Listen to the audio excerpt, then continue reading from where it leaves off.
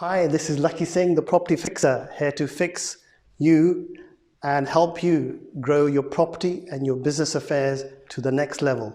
So if you're looking for knowledge and insights about how to get involved in property, solve your problems about scalability in your property business, then do watch our 20-minute clips. We've taken them from hundreds and thousands of videos that we've taken over the last 6 months, and we've broken them into simple chunks which can make them useful for you. So do watch and do subscribe to our YouTube channel underneath as well. Somewhat a true reflection of the American society. You know, they are arrogant. I mean, Americans in their own right basically are so arrogant that they go to someone else's country and make them feel like, you know, they're supposed to be doing things in their country in the way that it's done in America. You know, what's this food I'm eating here in China? You know, where's the burger and the steak? You know, it's that type of attitude.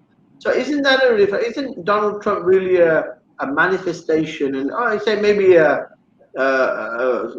ultra manifestation or a animation of Bart Simpson and Homer Simpson? What do you say, Jesse, to that? I think he's just, as Lakhi said, I think he's pretty much off his rocker. I think he's just in his own little world, just thinking whatever he does is the right decision, regardless to whether it impacts other people. I think that, yeah, he's just going out and doing what he wants to do before he's, you know, out of office or out of term, so he can just put his final stamp on things and just say, look, I caused all these issues or brought all these other scenarios up before he's out. I think, yeah, he's just crazy. Okay, the way I look at it is, it's not him that's crazy. It's the people around him are so obsessed because they're losing their champion, their stallion. They're going to be out of office. They're going to lose their perks and their free cars and their security and all the razzmatazz that comes with being part of the president's entourage. I think it's mainly them who's probably giving him more bad advice, because remember, the president individual, it's just like any large organization, any country. It's not the individual that's actually taking the decisions, it's the admin behind him and giving him good or bad advice. I'm sure Barack Obama had equal people giving good and bad advice, but he had a sense of level-headedness. So I think he was a bit more calmer in starting a war across the world and killing a few 100,000 people. He had a style and a grace about himself when conducting war. I think Donald Trump was not that much into the war scene, but basically more into internal mismanagement and mayhem and confusion and divisiveness. What do you say, Lakhi, to that? Do you think Barack Obama was probably a better president and more poised in his decision making, maybe less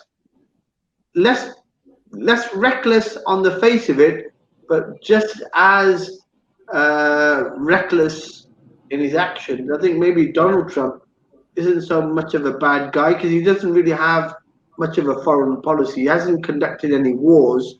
He's not gone out. He actually is more business orientated. He's probably tried to de-escalate or bring the soldiers back home. What do you say, Lakhi? Yeah, I tend to agree. I think there's a lot of sometimes what's on the outside may not be a reflection of what's really happening internally within the country. So it's very difficult to say really what really happens behind closed doors. I mean, there's quite a lot of historical evidence of a lot of wrongdoing in American politics anyway, and the question is really who's the best of the West. Exactly. I mean, it's not like J. Edgar Hoover did any great, he was just as corrupt. So the bottom line is, I think Donald Trump is a bit more on your cuff type of thing. He's sort of like wears his heart on his sleeve. The bit, he's quite open about being racist, or he tries to obviously skirt around the R word. But I think whatever he says is quite racist, quite divisive, and I think that's just the way he is. That's the way he's run his businesses and his companies, and I think he just transfer that knowledge over to the presidency. But okay, closing that topic off, we've got Donald Trump, who's a bit of gone a bit evil, I think, gone a bit crazy, wacky, off those rockers, like Lakhi said, off his rockers.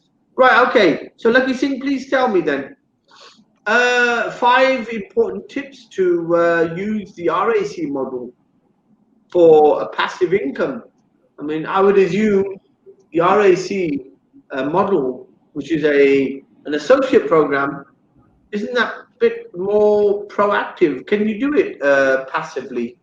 Does it make passive money for you? Yeah, I mean, it's something that's really simple, and anybody could do it really. It just needs 3. So just to explain what the RAC model is, because a lot of people will be thinking, what is the RAC model? So it's a rescue associate model, is like becoming an associate for one of our companies called RescueMyProperties, and we're offering it out for free to people.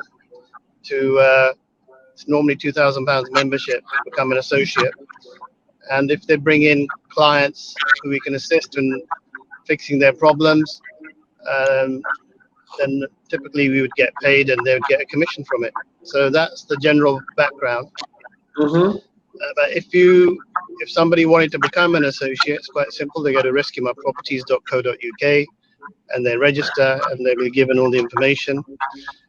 And the 3 skills that are required is, number 1, you've got to have good communication skills. 2, understand a bit about property, finance, possibly. And then the 3rd most important thing is you need to generate leads of people that need assistance. So it's a bit like being call it like a roadside assistance, but in property. Somebody's got a finance problem, somebody's trying to sell a property, somebody's got some sort of legal issue with the bank, or they're not getting their rental income, or so whatever problem they've got related to property and business, or even generating a new income, you can introduce a client so we can assist them. So it's as simple as that. Okay, so but I think the word passive normally means different things for different people. Jesse, what does the word passive mean to you? Passive is a tricky one. I think passive is great. I think the word passive to me means that you've worked really hard to get to a certain stage, and then you see reoccurring income coming in from that. But you've got to put the effort and the work in to get to the passive stage. Obviously, that takes time. You've got to have the determination and the goals set out, of whether that's an income figure or whatever that may be, to get you to that passive income. I don't think anything is truly passive, because you've got to still put that work in. Excellent, excellent. I think that's a lot of clear thinking. I was going to ask the same question. I was going to ask that question, Jesse. How come you beat me to it? Making me feel insecure, and making me feel I'm a bit of a dirt brain, a bit dumb. Did you do that on purpose? Make me feel insecure? Definitely not. Of course not. Okay, great. So yes, I think Jeffrey actually raises the important question. It's all well and good, like you saying passive, but I think Jesse's right. You need to put some grafting in before you can get to the passive. So how would you be in a position to sit back and enjoy the results of your hard work? Are there different styles that you can use the model, the RAC, to have it, as a passive income? Are there different ways? How do you do it? How do you do your hard work to get to the passive part? Yes, you can. Barack Obama. Okay. Yeah, right. You're right. Barack Obama there. I like that. Yes, we can. So tell me, sir, how can we? So basically, if you become an associate, we want to create a passive income. Jesse's right. You're going to put a bit of extra effort in. You got to the way to do it is possibly recruit 2 or 3 other people that have got access to our large network, and help them to get established in actually generating income, and then you can generate a percentage of passive income from everything that they generate. So we call them associated agents. So again, the cheeky analogy is that they're called AAs. It's a bit like the Automobile Association. So it's a play of words because we're involved in helping people with assisting them in any type of issue they've got. So it works well that way as well if you want to make passive income. Okay, so very shrewd, I would say, of you, Lakhi Singh. Very shrewd. I think that's where the business side of you comes into it. So you're using a metaphor. So you've got the RAC that lets people feel it's a recovery service. It's really Rescue My Properties, but it's a rescue associate. And you've got the AA, which is an associate agent. Lovely. So you've got the 2 acronyms being used for the purpose of helping people. So what you're saying is there are 2 different ways of slicing the cake. So you're a rescue associate, so you've got the membership, you've taken out, you know, a gold membership, you've paid the £10,000. What you're saying now is you are building up your team of associate agents which are underneath you, and you're giving them access to your CRM or your login or their own dashboard that allows them to generate business, and all that business, irrespective of how much you want to put into it, all the business that the associate agents under you generate trickles upwards through your membership. So every bit of business that they generate goes through your membership. So you automatically make a X amount, say it's £5,000 for the month. That £5,000 you can pay downwards however you've agreed. So you're really sitting there letting these people do their work, and once they refer business through you to the head office, the payments of those commissions come to you, and you arrange to pay off the associate agent directly. So that could be regarded as a passive income, couldn't it? Because you're actually getting the right agents under you. So if you were going to do it cleverly, what type of people will you be looking for to create the complete model? What type of people would you say as associate agents? So it'll be primarily people that have access to a large database of property or businesses. So it could be accountants, it could be solicitors, it could be estate agents, it could be property sources, these type of people that are involved in day-to-day communication with property investors. It could just be a lettings agent. Yeah. Okay, it can be anyone, and they refer the business to you. Okay, so you're saying any one of these people will be an ideal associate agent. Now, I know it sounds like a silly question, but you've got the client, and I know you say you deal with all clients, people with property and property aspirations as well as problems, with people who have got legal issues around their property in terms of in specific things to do with repossession and eviction, and maybe, you know, issues to do with some, you know, a boundary wall or something. It could be anything. What you're saying is this business leads to a referral, and the referral gets paid an amount of money back to the RAC. That is the core of the business. Is that right, sir? That's absolutely correct, yeah. Excellent.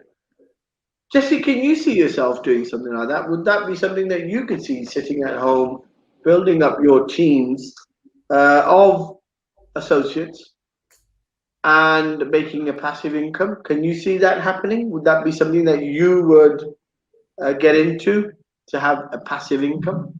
Potentially, yeah. I was literally just scribbling loads of notes down as Lakhi was talking, and I was just trying to think about all the connections that I have that may very well benefit from this. So the agents that I work with, obviously with property sources as well, so the investors that we work with, is there a link there that could really help? Because that's kind of my background. That's what I like to do, is I like to help people. And if Okay, it's interesting, Jesse, you're saying that, because this business is about helping people. Is that happened psychologically, or is that something that's happened involuntarily? You haven't been coaxed into, you haven't been prompted by Lakhi Singh at all, have you, to say that?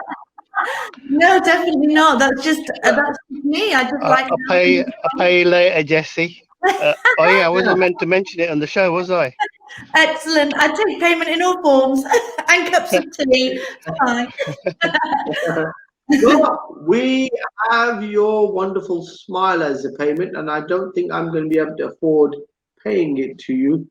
I will just take it and use it to set myself positive messages. So yes, helping people.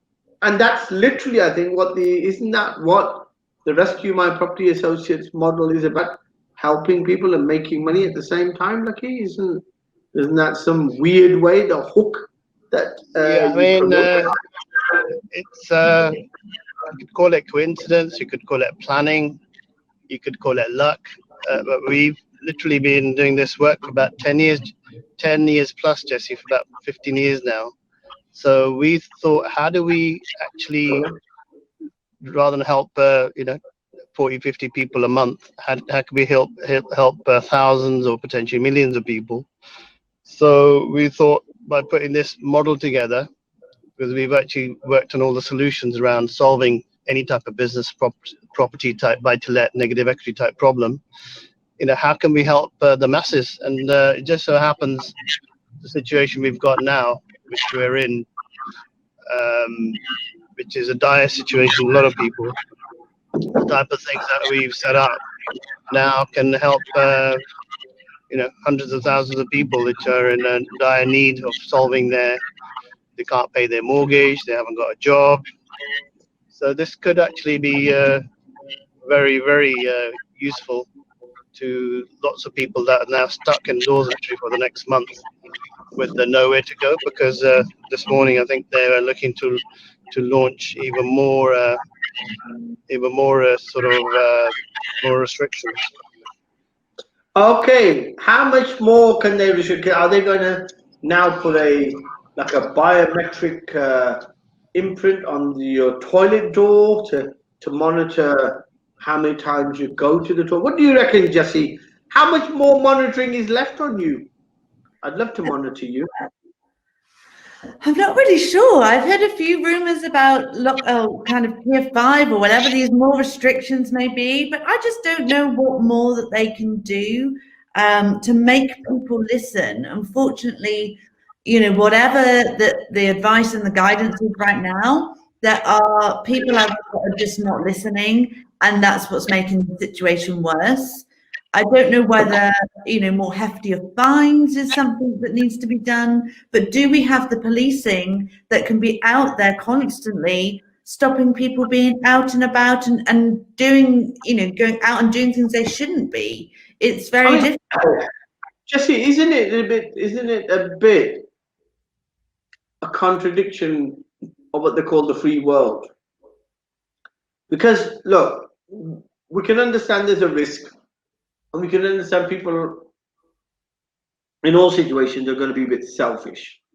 In selfishness, in the sense that I can go out and I can't worry about, will I catch it from somebody else, and I'm going to go home and anybody at home is going to catch it from me.